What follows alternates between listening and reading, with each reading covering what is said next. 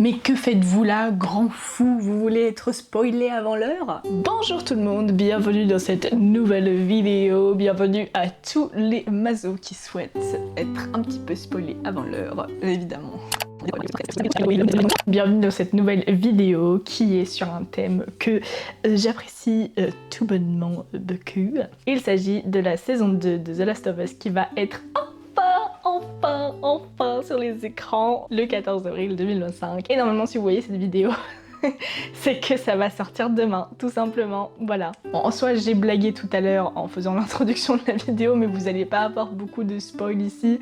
Je vais juste faire quelques illustrations de quelques moments clés de la saison 2 de The Last of Us, parce que si vous ne le savez pas, The Last of Us est un live action adapté par rapport au jeu vidéo qui est sorti en 2013, développé par Naughty Dog et édité par Sony Productions, voilà.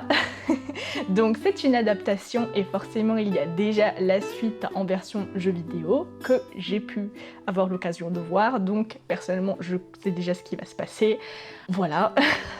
J'étais en train de regarder une vidéo YouTube qui n'avait aucun rapport et puis d'un coup genre je sais pas, les gens ils parlaient de leur parcours sur YouTube et tout, et puis je me suis dit oh putain, une vidéo sur The Last of Us qui prédit ce qui va se passer alors que je sais déjà ce qui va se passer, donc techniquement c'est pas une prédiction. Incroyable idée, non? Thank you for sharing that. You're welcome. Voilà, donc c'est ça le concept de la vidéo.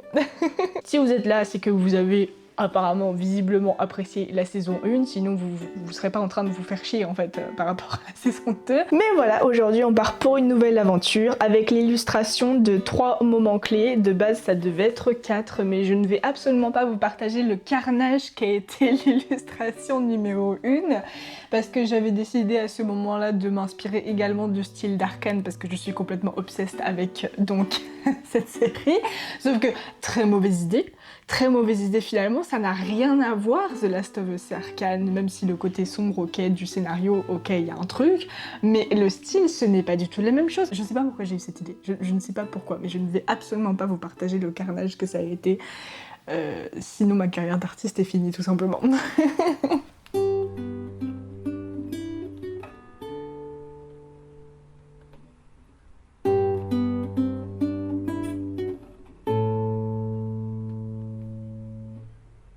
La première illustration va évidemment porter sur l'un des protagonistes principaux, ça va être donc Ellie. J'ai choisi donc ce moment très important dans la saison 2. Vous savez peut-être pas ce qui se passe, ou alors peut-être que vous êtes comme moi dans la confidence et que vous savez pertinemment pourquoi Ellie se retrouve dans cette situation. Mais j'ai trouvé cette illustration très intéressante à faire parce que j'ai jamais vraiment fait d'illustration où il y avait peu de couleurs, où il y avait beaucoup d'ombre en fait. C'est quelque chose que je redoute parce que finalement, faire peu sur une illustration, c'est très dur. Et moi en plus j'ai tendance à mettre beaucoup de détails, donc là c'était le challenge et je me suis dit que c'était un très bon exercice pour moi qui n'aime pas spécialement faire des ombres en fait.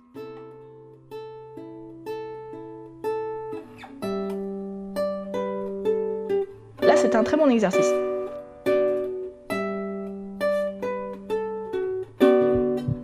Surtout qu'en plus, il y avait du sang à dessiner, et je sais pas si vous savez, mais j'ai une petite obsession avec le sang, donc c'est parfait. Non pas que je sois psychopathe, bien sûr, je suis seulement 16% plus sociopathe que la majorité des gens, c'est pas grand chose.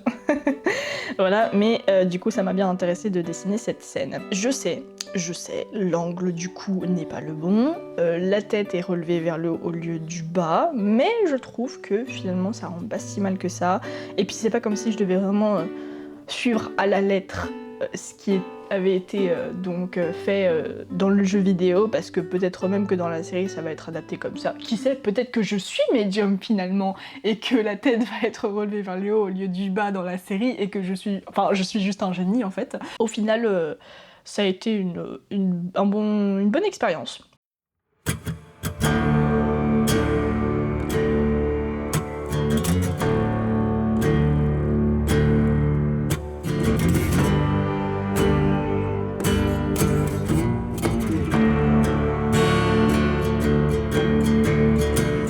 la deuxième illustration, ça va être l'introduction officielle de Kaitlyn Dever, qui a dû se préparer pendant 2 ans pour le rôle d'Abby Anderson parce qu'elle devait faire une transformation physique. C'est un peu en soi, ça m'a beaucoup fait penser à Jacob dans Twilight. Je sais pas si vous saviez, mais l'acteur qui joue Jacob dans Twilight a failli perdre son rôle à partir du film numéro 2 parce qu'en fait les producteurs cherchaient quelqu'un de musclé et qu'à l'époque, dans le premier film de Twilight, l'acteur de Jacob n'avait pas vraiment le niveau physique requis et du coup il s'était mis à s'entraîner mais tous les jours jusqu'à ce que son corps soit satisfaisant en fait pour les directeurs de casting, etc. Bah, là c'est un peu la même chose.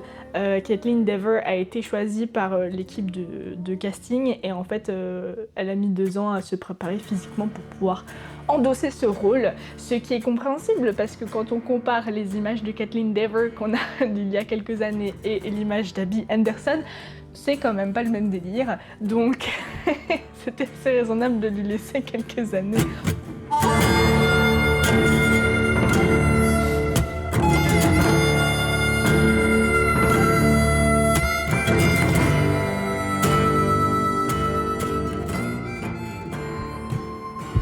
Sûre elle était déjà musclée avant, mais c'est juste que c'était pas aussi visible, aussi ostentatoire que Abby, qui a pratiquement le corps d'un bodybuilder américain, quoi.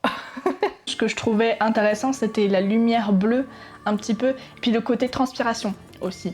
J'avais jamais dessiné un personnage transpirant avec la peau un peu luisante justement, c'était un très bon exercice et puis les plis aussi du t-shirt m'intéressaient beaucoup et les petits cheveux sur le crâne quand c'est transpirant pardon, et qu'ils se collent contre le front. En gros ouais, j'ai trouvé l'étude super intéressante, il y avait aussi un jeu d'ombre. J'ai vraiment essayé dans cette vidéo de plus m'entraîner avec les ombres, etc. J'ai choisi globalement des décors très sombres pour les 3 illustrations qui sont dans ces vidéos. Et de toute façon, j'ai pas eu beaucoup de choix parce que The Last of Us, c'est déjà une série qui est très sombre. Il y a très peu de moments où il va y avoir une lumière chaleureuse qui va être vraiment puissante, etc. Donc, c'est pas comme si j'avais eu le choix, quoi. Ce sont des exercices malgré moi. Et la 3e image va évidemment se porter sur l'autre protagoniste principal, le roi finalement, l'acteur qui est exceptionnel, qui a tourné récemment dans la pub pour AirPods de Apple. Je veux parler, bien évidemment, de Pedro Pascal.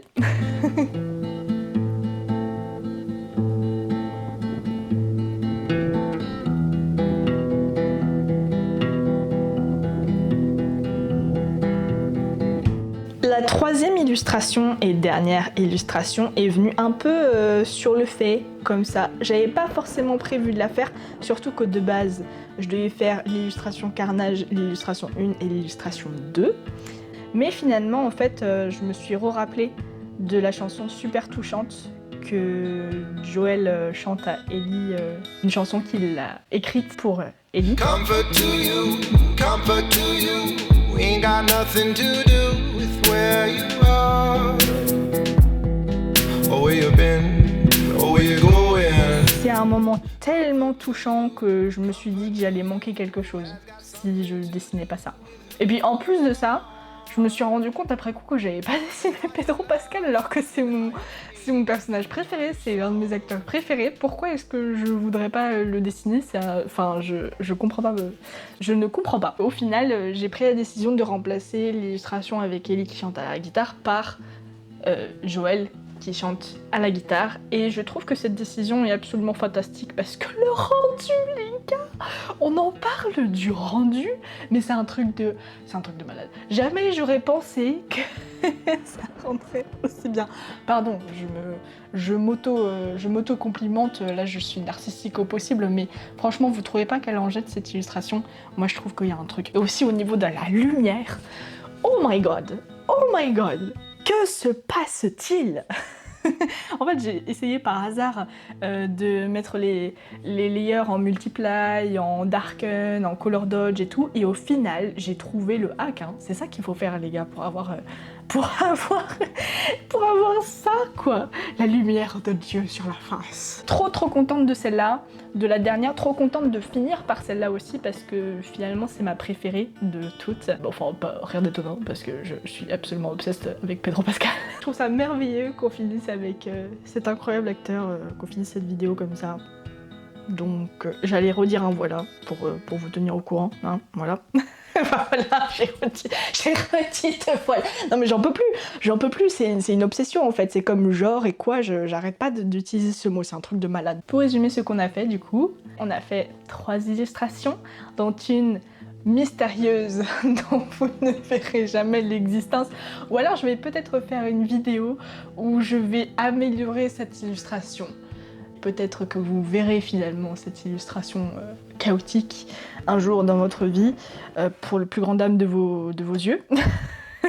Et puis je vous retiens pas plus longtemps. Cette vidéo ne va pas durer 3 plombs, mais surtout, mes illustrations ne sont rien comparées à la saison 2 qui va réellement sortir demain. Tout le monde a hâte, tout le monde se prépare à ça. Donc filez, battre la campagne à la recherche de d'autres vidéos, de d'autres, pourquoi pas après tout, de d'autres vidéos sur The Last of Us pour que vous soyez repus de cette saison et pour que vous puissiez la commencer demain dans le plus grand des bonheurs. Voilà.